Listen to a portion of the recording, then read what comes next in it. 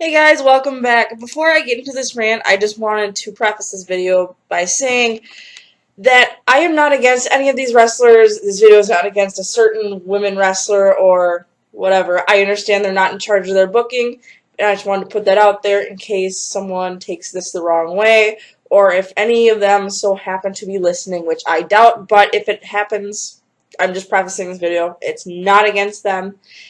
I love all the women wrestlers on the roster, but now I'm going to get into my rant, so let's get started. Also, can we just appreciate that the fact that Eva Marie got fucking released this week? Fucking finally! I'm so over the moon. Goodbye and good riddance. Alright, now I'm going to get into my thing. So, as voted by my Twitter followers, I'm going to be ranting about the Raw Women's Division. Now, I don't understand why WWE on the Raw side is having such a difficult time with this when on SmackDown, everyone gets used, not necessarily in the title picture. I see multiple women on TV every week, and regardless if you like all of them or not, all of them are getting used, all of them are getting opportunities, and I think that's great. But then you switch over to Raw, and don't get me wrong, Alexa Bliss is one of my favorites. Bayley, Nia, and Sasha all do great work. Not discrediting them, I think they're all good wrestlers in their own way. They do different things in the ring that make them stand out. However, whoever is in charge of the booking for this division needs to get their shit together. I'm going to be perfectly honest. You have girls like Mickie James who have been around for a long time that do well in the ring, perform well, all around a good wrestler, and you don't use her. You have girls like Emma, who is such a good and badass heel, and she has so much potential, and yet she just sits backstage every week. She is not used, or if she is used, she's fed to Nia Jax and made to look weak, almost. Nothing against Nia, that's just how they had booked that match a couple weeks ago. And even Dana Brooke's not the best. Don't get me wrong, I'm not a big Dana Brooke fan. But you still have her. Use her. I'm sure there's people that would just like to see someone else in the title picture. Give her an opportunity to prove herself. You can't expect your women wrestlers to improve if they don't compete with multiple people, learning different stuff, learning different styles, doing stuff they're not used to, or doing stuff that pushes themselves outside their comfort zone. It just amazes me with this women's revolution that they're so pro-women, and that's cool, that's awesome, but why don't you use half your roster?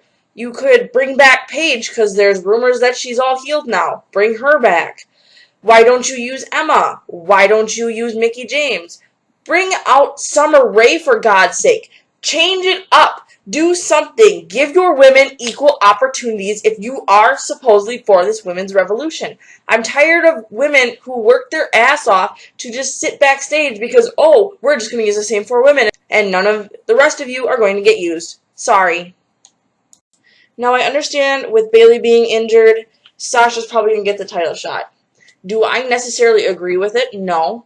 But she technically is a rightful #1 contender now since she lost to Bayley. However, I think my suggestion to the people who are booking this is for you to do something that no one is going to expect. For example, use Emma. No one would be expecting it.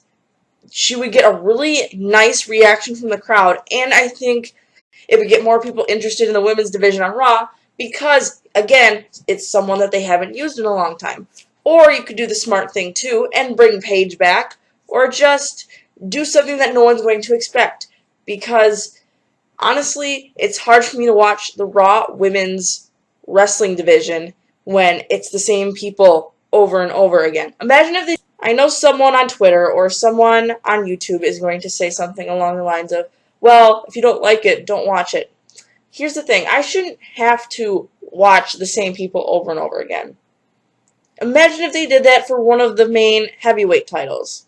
People would absolutely lose their shit. Not that I blame them, but they wouldn't watch it if it was just the same people. Kind of like how Dean Ambrose and The Miz were thrown together for how many months? Dean Ambrose is one of my favorites, but it got so annoying to see him facing the same person all the time. It's not fun. It's not fun for anyone.